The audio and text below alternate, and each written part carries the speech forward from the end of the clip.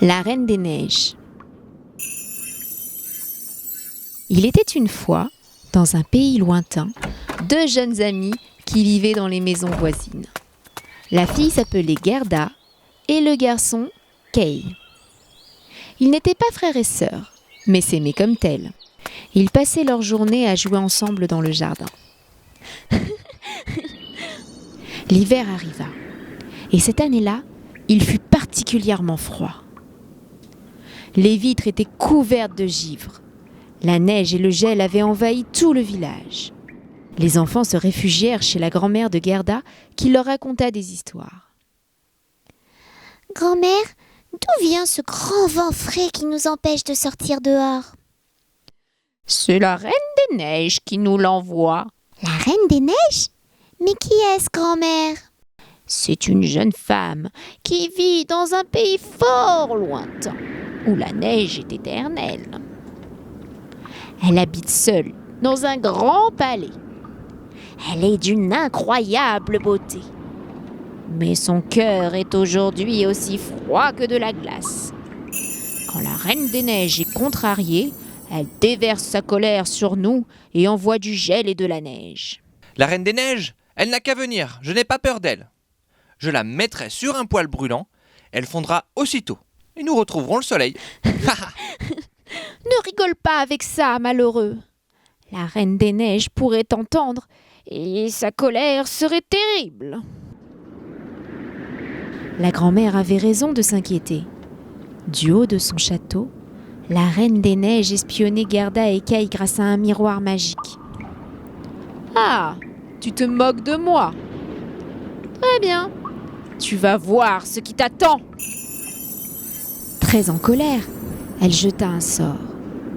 Une énorme tempête de neige et de glace s'abattit sur le village des enfants.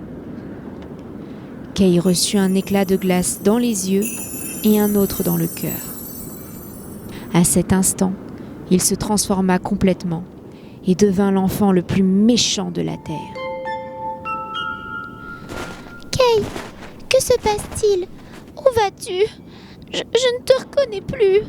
Mais pourquoi tu ne me parles plus depuis des jours ? » Que tu es laide quand tu pleures. Lâche-moi, je vais faire du traîneau tout seul. Kay partit dans la forêt.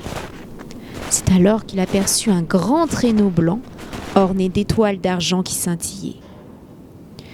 Une grande dame s'y était assise. C'était la Reine des Neiges.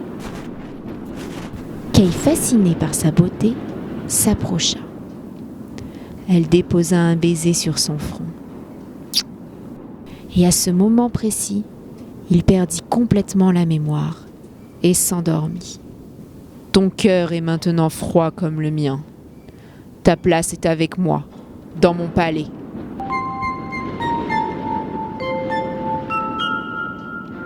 Gerda attendit le retour de son ami, mais il avait disparu, et personne ne semblait savoir où il se trouvait. Elle partit à sa recherche. Elle se dirigea vers le fleuve, monta dans une barque et se laissa emporter par le courant. Elle arriva dans une jolie maisonnette où une dame un peu sorcière l'accueillit. Gerda lui raconta son histoire. « À mon avis, c'est la Reine des Neiges qui a emmené ton ami. Oh, aidez-moi, madame, je vous en supplie. Je suis si malheureuse sans lui. » La sorcière lui coiffa alors ses cheveux avec un peigne magique qui lui fit perdre la mémoire. « Voilà mon enfant. Ainsi tu ne te rappelleras plus de rien et tu n'auras plus jamais de peine. » Mais l'amour que Gerda avait pour Kay était si fort que la jeune fille se rappela rapidement de lui. Et à l'insu de la sorcière, elle s'enfuit. Sa route croisa alors celle du petit Tounou. Il connaissait la Reine des Neiges et conduisit Gerda à travers champs, bois et marais jusqu'au palais. La fillette le remercia et entra dans le château vide et glacial. Au centre se tenait la Reine des Neiges. « Que viens-tu faire dans ma demeure ? » « Je viens récupérer mon ami Kay. »« Il a perdu la mémoire et son cœur est maintenant de glace. Sa place est avec moi. » Mais si j'arrive à dégeler son cœur, me laisserez-vous partir avec lui ? C'est totalement impossible. La jeune fille se jeta alors sur le garçon. Kay, c'est moi, c'est Gerda, tu te rappelles ? Je t'en prie, réponds-moi. Des larmes de joie coulèrent sur le cœur du jeune homme. Des larmes chaudes, passionnées et remplies d'amour qui réchauffèrent son cœur. Un miracle se produisit et le jeune homme revint à lui. « Oh Gerda, comme je t'aime! Je suis tellement désolé pour tout ce qui s'est passé. Comment ai-je pu t'oublier aussi longtemps ?» Ému par les jeunes gens, le cœur de la Reine des Neiges sembla se réchauffer. Je ne peux pas lutter face à un si grand amour. J'avais une famille avant, comme vous. On s'aimait très fort. Je crois qu'il est temps pour moi d'arrêter de m'isoler dans ce château et d'aller les retrouver. Bon voyage les enfants, ma magie vous aidera à rentrer. Ils partirent alors le cœur léger. Ils n'avaient jamais été aussi heureux de se retrouver tous les deux. Un vent doux conduisit la barque jusqu'au village. La neige fondait, les premières hirondelles voltigeaient dans le ciel et on pouvait même apercevoir quelques fleurs. Kay, regarde, c'est le retour du printemps.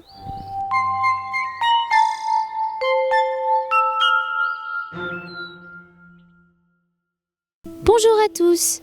Aujourd'hui, je vais vous raconter l'histoire du vilain petit canard. Cette histoire commence en plein été. Une cane couve ses œufs. Elle trouve le temps long.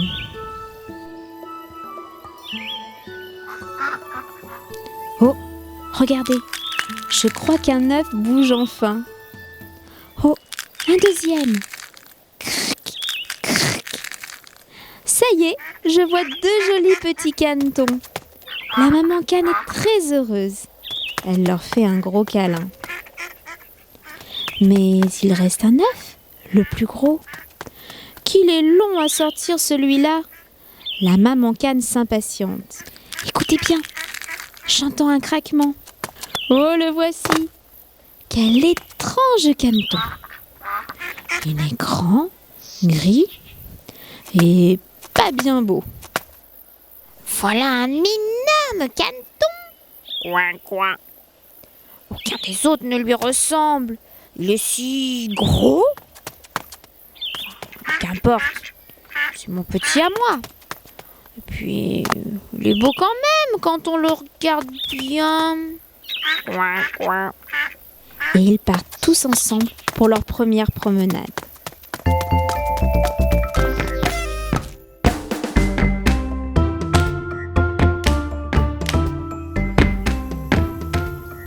Un jour, la maman cane décide de présenter ses petits aux autres animaux de la basse-cour.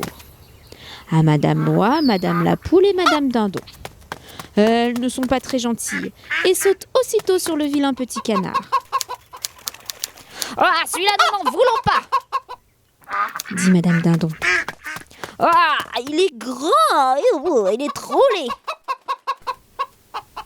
Maman cane intervient aussitôt pour protéger son petit.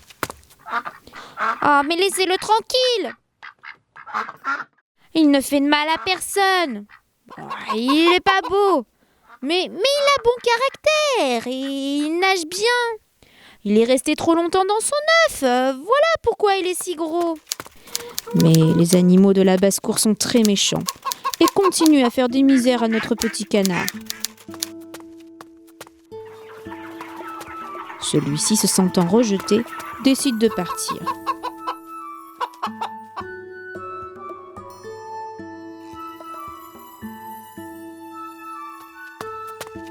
Il est maintenant tout seul. Il aimerait trouver une nouvelle famille, mais malheureusement, personne ne s'intéresse à lui à cause de sa laideur. Le temps passe et l'hiver arrive. Il fait froid et il se sent si seul. Allez, nage, petit canard, nage. Il faut bouger, sinon tu vas être emprisonné par la glace. Oh non, trop tard.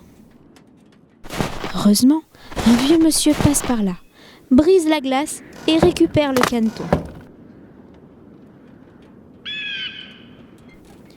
Il le ramène chez lui et le réanime. Mais notre petit canard prend peur et sort vite de la maison. Il décide alors de se cacher derrière un buisson tout l'hiver et d'attendre un peu d'air chaud pour trouver une nouvelle famille.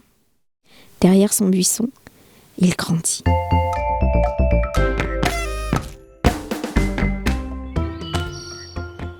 C'est maintenant le printemps qui arrive. Debout, petit canard, il fait chaud et il fait beau. Allez, lève-toi, il y a des fleurs de partout et ça sent si bon. Il arrive à côté d'un étang et décide de se baigner. Mais voilà 2 superbes cygnes blancs qui arrivent. Ils sont si élégants qu'ils semblent flotter sur l'eau. Comme ils sont beaux! Le petit canard les admire et dit alors: Je vais voler vers vous. Et vous me taperez certainement d'avoir l'audace de vous approcher. Moi, le vilain petit canard. Il plonge dans l'eau. Mais à son grand étonnement, les cygnes ne l'attaquent pas et semblent l'accepter. Il penche la tête et regarde alors son reflet. Il a bien grandi et ne ressemble plus à un vilain petit canard gris et lourdeau. Il est devenu un très beau cygne. Comme il est heureux. La maman cygne s'approche de lui et commence à lui faire des câlins. Voici l'histoire de Boucle d'Or et les 3 ours, racontée par le site mondedespetits.fr.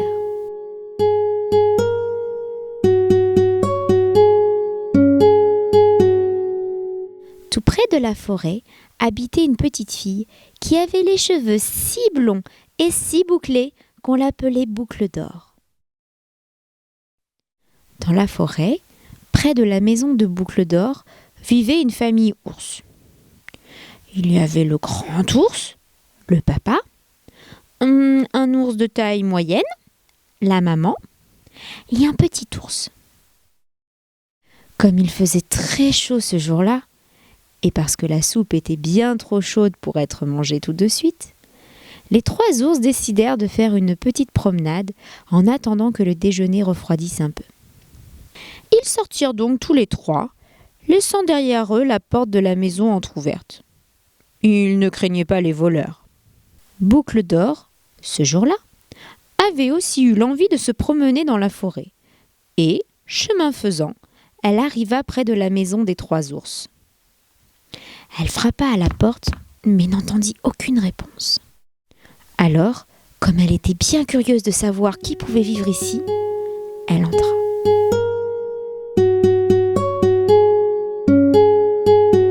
En arrivant dans la salle à manger, elle remarqua sur la table 3 bols de soupe. Elle s'approcha du grand bol, celui du grand ours, goûta la soupe, il la trouva bien trop chaude. Brr. Elle s'approcha alors du moyen bol, celui de la maman ours, goûta la soupe et la trouva bien trop salée. Elle s'approcha enfin du petit bol, celui du petit ours, goûta la soupe et la trouva tellement à son goût qu'elle la mangea jusqu'à la dernière goutte.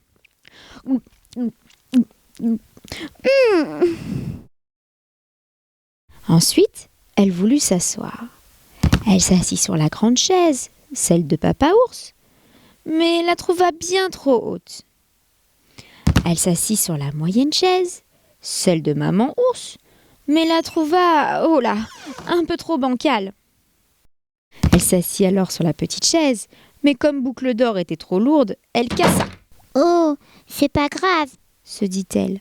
Continuons la visite. Elle vit alors un escalier au bout de la pièce et entreprit de le monter. Arrivée en haut, elle vit une grande chambre à coucher dans laquelle se trouvaient 3 lits. Un grand, un moyen et un petit. Elle se coucha sur le grand lit, celui de papa ours évidemment. Mais elle le trouva trop dur. Alors elle se coucha sur le moyen lit, celui de maman ours bien entendu. Mais elle le trouva trop mou. Enfin elle se coucha sur le petit lit, celui du petit ours, cela va de soi. Et elle le trouva tout à fait comme il faut. Alors elle s'y endormit.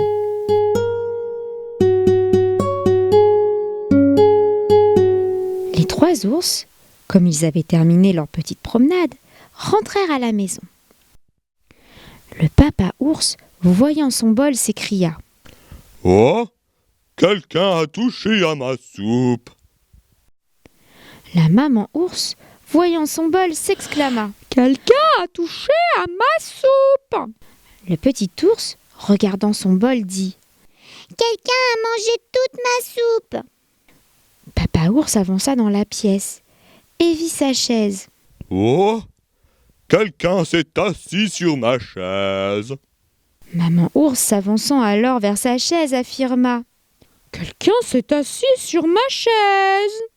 Et le petit ours, comme il se doit, s'approchant à son tour, pleurnicha: « Quelqu'un a cassé ma chaise !»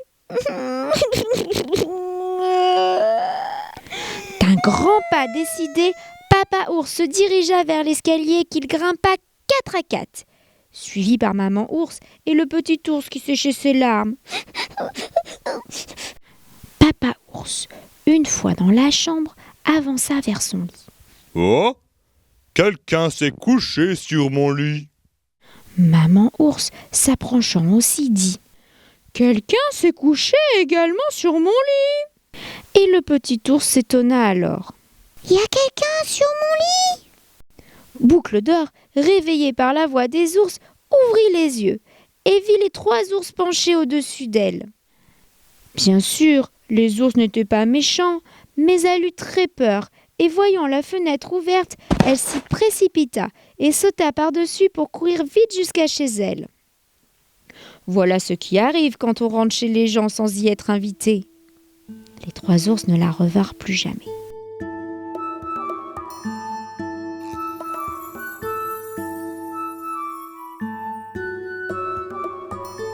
Tu as aimé cette vidéo ? Sur le site mondedespetits.fr, tu pourras imprimer cette histoire illustrée et jouer avec tous les personnages. Alors rejoins-moi vite!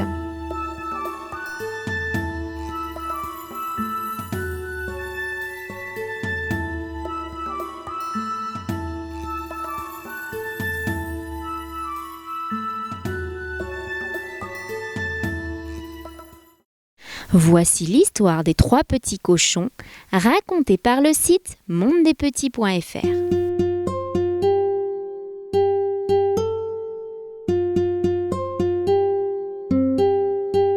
Il était une fois 3 petits cochons.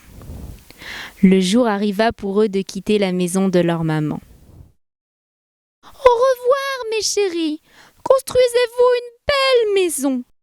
Mais surtout prenez garde qu'elle soit bien solide pour que le grand méchant loup ne puisse entrer vous manger. » Les 3 petits cochons partirent tous dans une direction différente. Le premier arriva sur un grand champ et se construisit une maison toute en paille. Le deuxième partit en direction des bois et se construisit une maison toute en bois. Le dernier décida de prendre son temps et se construisit une belle maison en briques. Une fois leur ouvrage terminé, les 2 premiers petits cochons rendirent visite à leur grand frère et se moquèrent de lui. « Tu n'as toujours pas fini ta maison ? La mienne est terminée depuis un moment déjà. Maintenant, je vais pouvoir m'amuser. » Moi aussi. Tu devrais lâcher tes briques et venir jouer avec nous. Rira bien qui rira le dernier.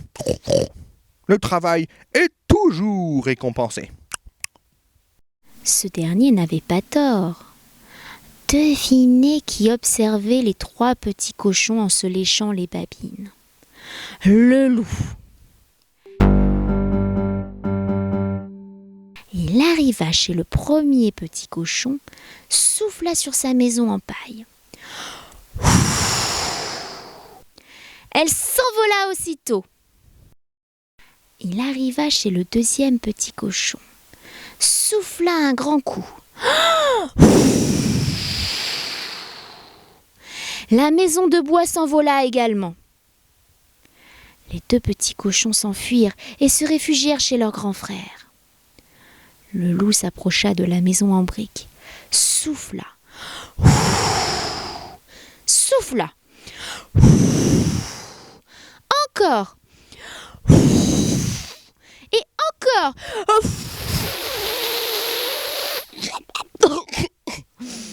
Mais la maison ne bougea pas. Je ne vais pas me laisser faire.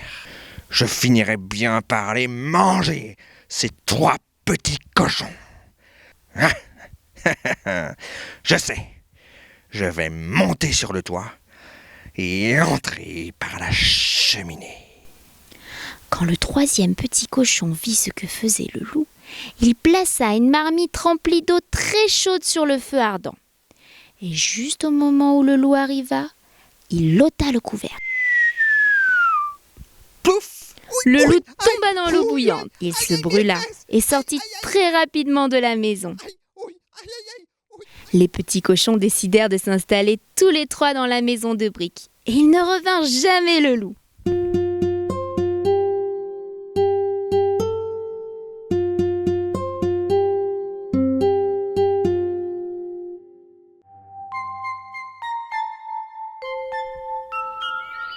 La Belle et la Bête. Il était une fois, dans un pays lointain, un riche marchand qui avait 3 filles. Les 2 aînées étaient capricieuses et égoïstes. La plus jeune avait bon cœur et elle était si jolie que tout le monde la surnommait Belle. Un matin, le marchand annonça qu'il s'en allait pour un long voyage. Que puis-je vous rapporter, mes filles, pour vous faire plaisir? Des robes et des bijoux, papa. Moi, je voudrais seulement que vous reveniez. Allons, Belle, laisse-moi te ramener un présent. Très bien. Si vous insistez, je voudrais une jolie rose. Sur le chemin du retour, le marchand se perdit dans la forêt. Frigorifié, il fut heureux de trouver un château qui semblait abandonné. Il entra. Il y a quelqu'un? Personne ne répondit. Sur la table, un somptueux dîner était servi. Le marchand, affamé, s'attabla, dîna, puis épuisé, décida d'aller se coucher.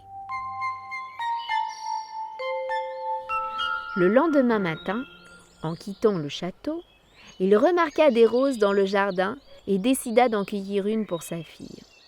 C'est alors qu'une horrible bête apparut devant lui. Comment oses-tu me voler, moi qui t'ai offert mon hospitalité? Est-ce ainsi que tu me remercies? Pitié, monseigneur, je suis désolé. Ce n'est qu'une petite rose pour l'une de mes filles. Fort bien. J'épargnerai donc ta vie à la condition que l'une de tes filles vienne vivre ici avec moi. Le cœur brisé, le père rentra chez lui et expliqua la situation à ses filles. Belle accepta aussitôt de se rendre au château. Quand elle y arriva, Belle découvrit qu'un délicieux repas avait été préparé à son intention. Alors qu'elle commençait à peine à manger, la bête apparut. Belle faillit s'évanouir de frayeur. Mais la bête lui souhaita seulement bonne nuit et s'en alla. Belle chercha alors dans le château un endroit où dormir. Elle arriva devant une porte couverte de roses. Elle entra et s'aperçut que la pièce avait été aménagée pour elle. Elle se dit alors : « Si la bête voulait me tuer, elle n'aurait pas fait tout ça. » Durant les mois qui suivirent, la Belle et la Bête apprirent à se connaître et à s'apprécier. La Bête n'était pas méchante. Un soir, la Bête demanda à Belle si elle voulait l'épouser. Belle refusa. La Bête, le cœur brisé, décida de lui rendre sa liberté. Vous pouvez rentrer chez vous. Vous n'êtes plus ma prisonnière. Tenez, voici une bague.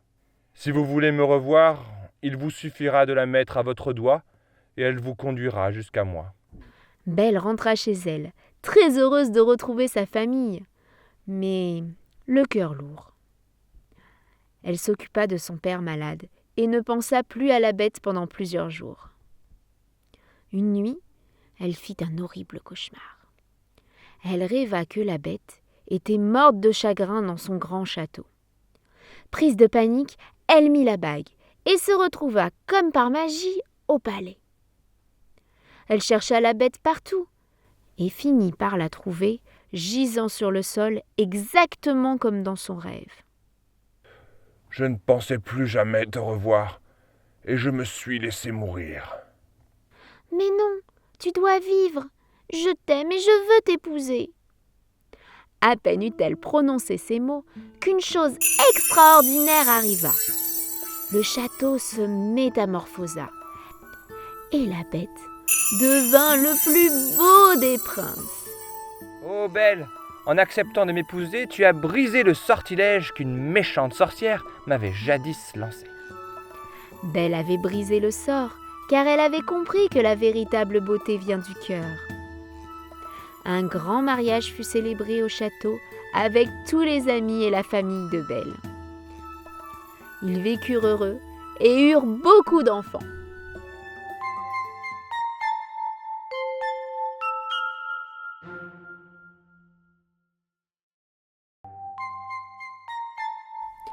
Cendrillon.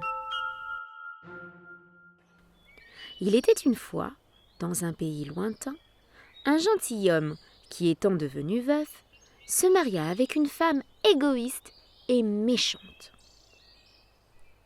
Elle avait 2 filles, aussi cruelles qu'elle.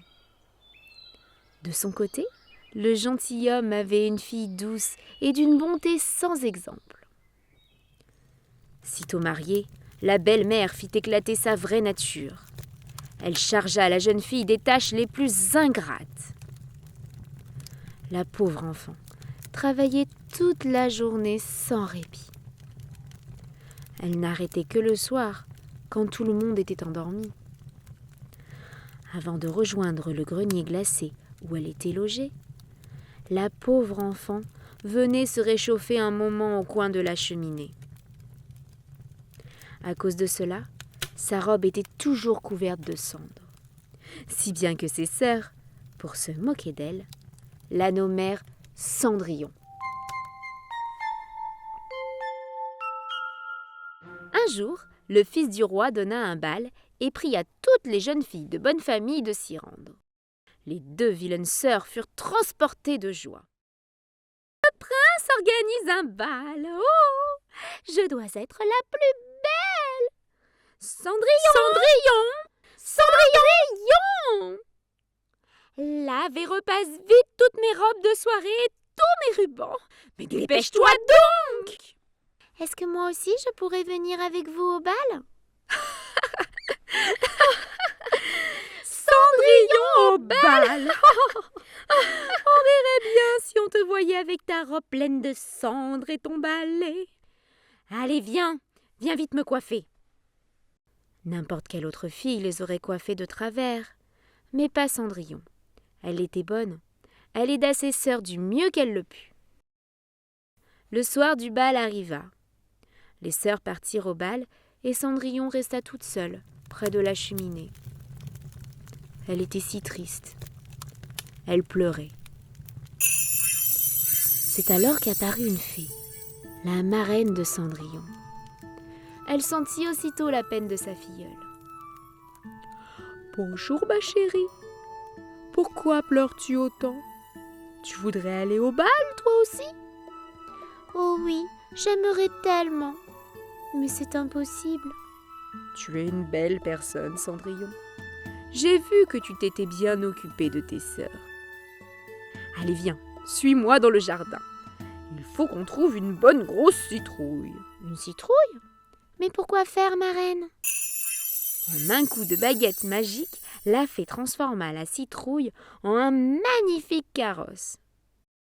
Elle trouva aussi des petites souris et les transforma en chevaux. Puis elle demanda à Touni qui passait par là. « Veux-tu être le cocher de Cendrillon, petit Touni ?» Touni était tout content de remplir ce rôle. Puis la fée se tourna vers Cendrillon. En 2 secondes, la jeune fille se retrouva habillée d'une ravissante robe de bal et chaussée de magnifiques pantoufles de verre.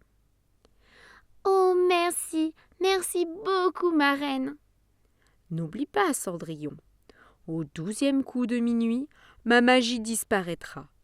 Tu dois absolument être rentrée avant. » Lorsque Cendrillon arriva au bal, elle fit grande impression. Personne ne la reconnut, pas même ses horribles sœurs. Tout le monde la regarda avec admiration. Elle était si belle, si élégante. Le prince lui-même sembla subjugué. Il l'invita aussitôt à danser et ne la quitta plus de la soirée. Cendrillon était si heureuse qu'elle oublia complètement l'heure. En entendant le premier coup de minuit, elle se précipita dehors. Le prince essaya de la suivre, mais il ne réussit pas à l'attraper. Il ne restait alors que la pantoufle de verre que Cendrillon avait laissée tomber dans la précipitation. Cendrillon rentra chez elle, sans carrosse, sans laquais, avec ses vilains habits, mais heureuse comme jamais. Le lendemain, le prince fit un communiqué officiel. Il déclara qu'il souhaitait épouser la jeune fille qui arriverait à mettre la pantoufle de verre. Un messager du prince parcourut tout le pays à la recherche d'une jeune fille qui arriverait à enfiler ses chaussures. Mais le pied de Cendrillon était si petit que personne n'y arrivait. Il se présenta devant les 2 jeunes filles. Elles firent tout leur possible pour faire rentrer la chaussure dans leurs pieds. Et moi? Puis-je essayer? Le messager approcha alors la chaussure de Cendrillon. Elle lui allait parfaitement. C'est pas possible.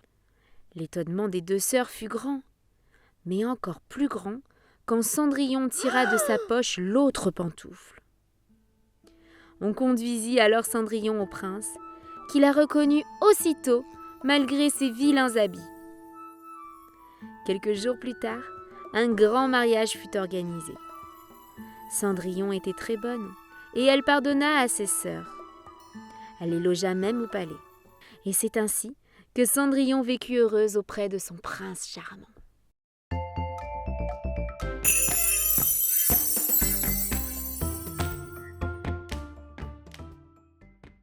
Le petit chaperon rouge.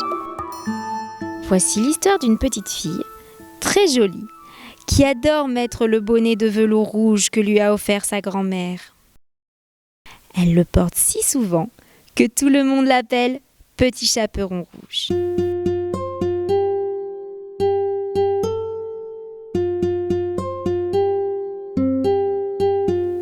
Un matin, sa maman lui demande d'apporter une galette et un petit pot de beurre à sa grand-mère. « Tiens, petit chaperon rouge, porte ce panier à Mère Grand. Elle est malade et affaiblie. Sois bien sage en chemin, ne t'éloigne pas du sentier, tu pourrais faire de mauvaises rencontres. » « Je serai sage !» promit le petit chaperon rouge. Mère Grand habite à une bonne demi-heure du village, tout là-bas, au milieu de la forêt. À peine rentré dans les bois, le petit chaperon rouge rencontre le loup. Elle ne le connaît pas et ne sait pas qu'il est méchant et menteur. « Bonjour, petit chaperon rouge. Où vas-tu ?»« Bonjour, monsieur le loup. Je vais dans la forêt apporter une galette et du beurre à ma grand-mère qui est malade. » La forêt est splendide ce matin. Regarde comme les fleurs sont belles. Tu devrais cueillir un bouquet pour ta grand-mère. Oh, c'est une bonne idée. Merci, monsieur le loup. Oh, comme il est méchant ce loup. Il veut retarder le petit chaperon rouge et arriver le premier chez Mère Grand. Le loup arrive chez Mère Grand et frappe à la porte. Toc, toc, toc. Qui est là ? Demande la vieille dame. C'est moi, le petit chaperon rouge. Tire la chevillette et la bobinette, chéra. Le loup ouvre la porte et bondit sur Mère Grand. Il l'avale d'une bouchée. Pendant Pendant ce temps, le petit chaperon rouge gambade dans les bois à la recherche des plus belles fleurs. Une fois son bouquet fini, elle reprend le chemin de la maison de sa grand-mère. Elle arrive devant la porte et frappe. Tac, tac, tac. Ah, qui est là? C'est le petit chaperon rouge. Tire la chevillette et la bobinette, chère. Le petit chaperon rouge tire la chevillette et s'approche du lit. Oh, mère grand, que tu as de grands bras. C'est pour mieux t'embrasser, mon enfant. Oh, mère grand, que tu as de grandes oreilles. C'est pour mieux t'entendre, mon enfant. Oh, mère grand, que tu as de grandes dents. C'est pour mieux te manger, mon enfant. Le loup bondit et se jette sur le petit chaperon rouge. Il l'avale d'une bouchée. Heureusement, un chasseur passe devant la maison et assiste à la scène. Il entre, prend le loup par les pattes et le secoue très fort. Ah, tiens, méchant loup, tu l'as bien mérité. Le loup crache alors la grand-mère et le petit chaperon rouge. Puis, pris de panique, le loup s'enfuit de la maison.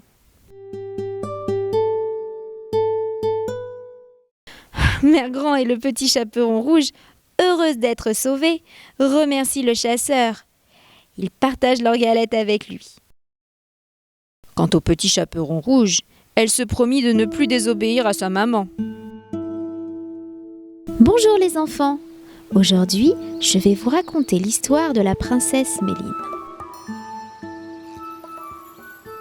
Dans un pays lointain vit un prince. Il est très amoureux de la princesse d'un village voisin nommé Méline. Elle est si belle et si gentille qu'il rêve de l'épouser. Mais le père de celle-ci refuse catégoriquement la demande du prince. Il veut que sa fille épouse un homme plus riche. Mais la princesse ne veut pas et elle le fait savoir à son père. Je ne veux que lui. Et je n'en épouserai aucun autre. Le roi se fâche alors et décide de construire une grande tour sans fenêtre et sans porte. Il dit à sa fille : Tu resteras enfermé là, jusqu'à ce que tu changes d'avis, et que tu acceptes d'épouser un prince plus riche que je t'aurais choisi. On enferme Méline avec sa femme de chambre dans la grande tour et on lui donne de la nourriture et de l'eau pour tenir des années. Le prince part à la recherche de Méline et crie son nom. Mais il ne sait pas qu'elle est enfermée dans la grande tour. Il passe devant, mais ne se rend compte de rien et finit par la croire morte. Le temps passe. Les réserves en nourriture commencent à s'épuiser. Méline prend alors une décision. Plus personne ne viendra nous sauver. Il faut sortir. Allez, viens, aide-moi. Elle prend le couteau à pain et commence à gratter. Rien ne bouge. La femme de chambre essaie à son tour. Allez, courage, vous allez y arriver. Un premier petit bout de pierre tombe enfin, ce qui leur redonne de la force. Avec beaucoup de patience, elle voit enfin les premiers rayons de soleil. Comme ça fait du bien!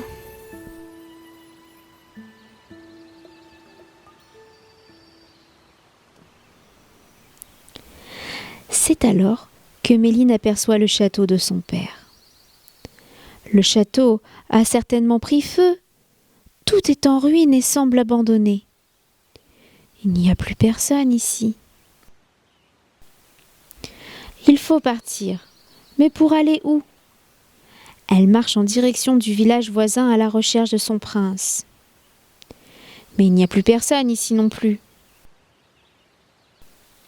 Affamée, elle finit par manger des orties sur le bord de la route.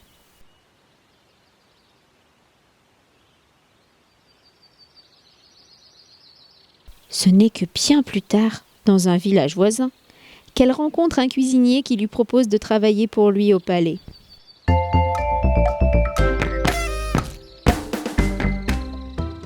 Mais vous savez, le monde est petit. Figurez-vous que c'est dans ce château que s'est installé le prince et son père. Le roi a choisi une femme à son fils, une princesse laide et très méchante.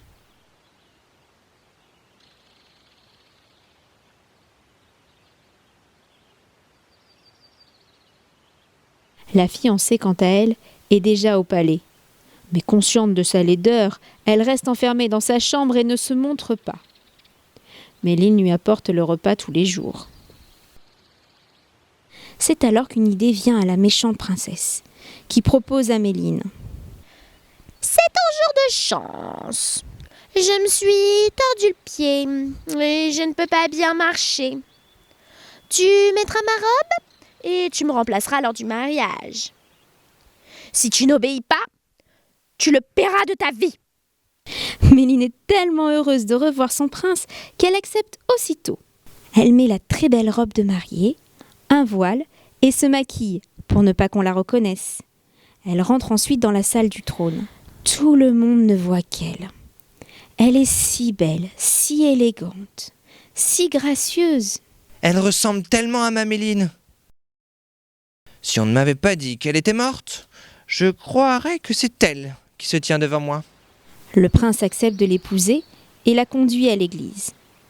En chemin, Méline croise des orties et leur dit « Oh, merci petite ortie de m'avoir nourrie quand j'en avais tant besoin.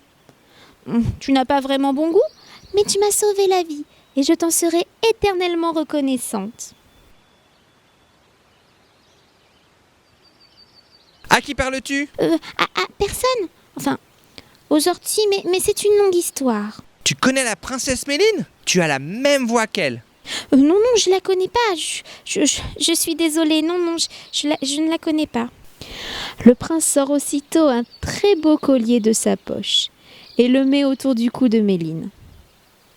Puis ils arrivent à l'église et se marient.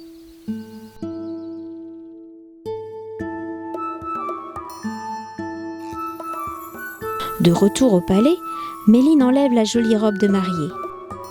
Mais elle garde le collier en souvenir de cette superbe journée avec le prince.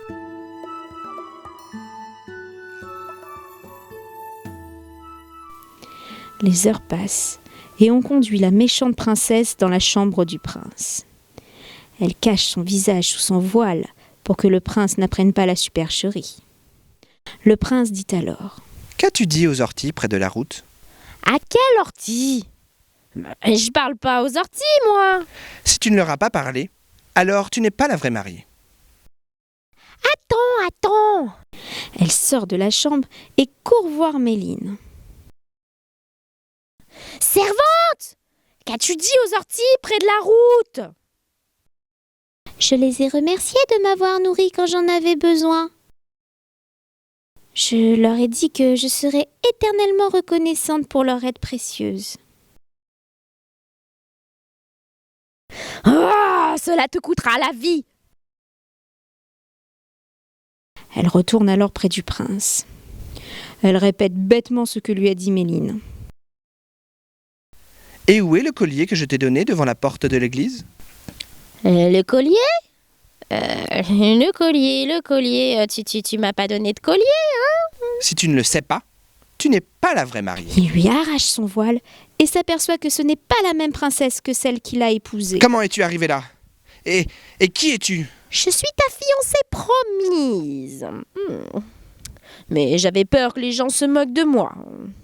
C'est pourquoi j'ai ordonné à la petite Souillon de mettre ma robe et d'aller à l'église à ma place. Où est cette fille ? Où est cette fille ? Je veux la voir. Va la chercher. La méchante, folle de rage, sort de la chambre et dit à ses serviteurs de se débarrasser de sa femme de chambre et de l'enfermer tout de suite dans un cachot. Méline crie. « Prince, venez m'aider, je vous en prie. Je ne veux plus être séparée de vous. Prince !» Le prince arrive alors en courant et sauve Méline. Débarrassé de tout son maquillage et de son voile, le prince reconnaît enfin Méline. Tu es la vraie mariée. Tu portes le collier que je t'ai offert. Mais tu es aussi Méline, la princesse que j'ai tant aimée. Dis-moi la vérité, je t'en prie. Oui, c'est vrai, je suis Méline. Celle qui, par amour pour toi, a été emprisonnée dans une tour obscure. Mais aujourd'hui, je t'ai enfin retrouvée et mon rêve s'est réalisé. Je suis maintenant la plus heureuse des femmes. Le prince l'embrasse et ils se promettent de ne plus jamais se séparer.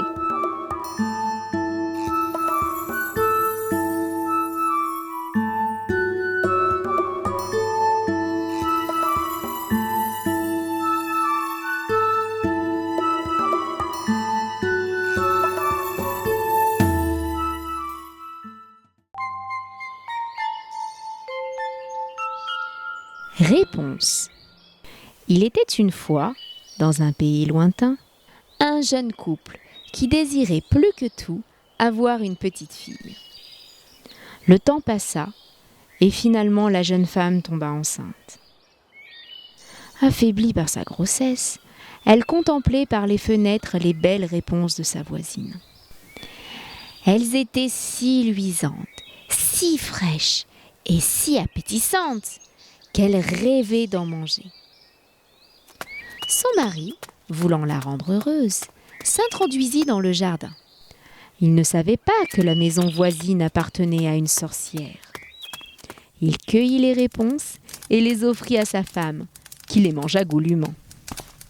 Mais la sorcière s'en rendit compte et déclara au jeune couple : « Quelle audace de venir s'introduire dans mon jardin comme un voleur et de me prendre mes précieuses réponses. Je ne vous le pardonnerai jamais. Quand votre précieux bébé sera né, à mon tour, je viendrai chez vous et je vous l'enlèverai. » À la naissance de la petite fille, la sorcière mit son plan à exécution et prit le bébé, qu'elle nomma Réponse.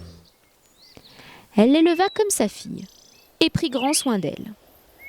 Les années passèrent et à 16 ans, Réponse devint très belle. Elle avait de longs cheveux blonds dorés, de très beaux yeux bleus et était d'une gentillesse infinie.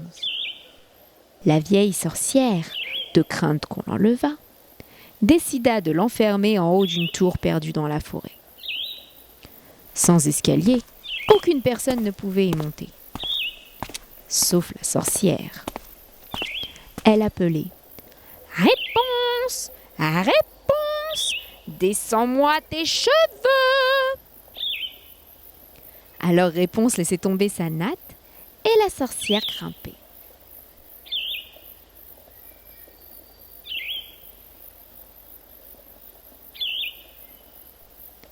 Un jour, la jeune fille crut entendre la voix de la sorcière. Elle descendit ses cheveux, comme à son habitude, mais ce fut un prince qui monta. Elle prit peur. Qui êtes-vous ? Ne vous approchez pas ! Ne vous approchez pas ! Le prince la rassura en lui parlant gentiment, et ils tombèrent amoureux. Le jeune homme passa la voir tous les jours, sans que la sorcière ne s'en aperçoive.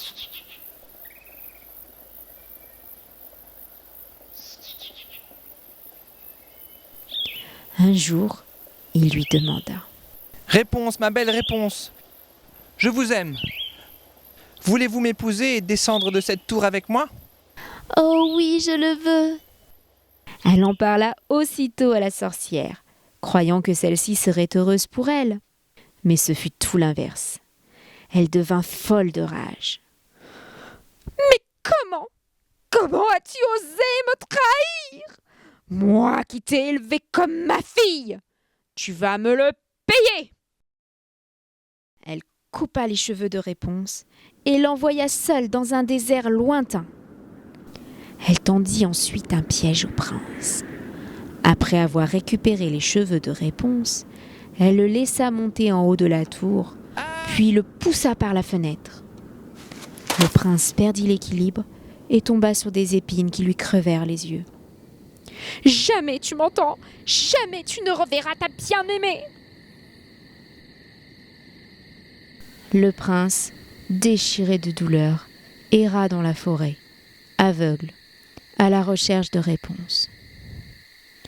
Par un heureux hasard, son chemin croisa celui de Touni, le petit lapin jaune, qui l'emmena dans le désert où Réponse vivait misérablement. Un miracle se produisit alors. Le jeune homme reconnut la voix de Réponse qui chantait au loin. Il s'avança vers elle. La jeune fille s'agrippa à son cou en pleurant. Ses larmes de joie touchèrent alors les yeux du prince et il retrouva complètement la vue. Il ramena sa bien-aimée dans son royaume et un grand mariage fut organisé. Réponse retrouva finalement ses parents et donna à son tour naissance à des petits jumeaux aussi blonds qu'elle.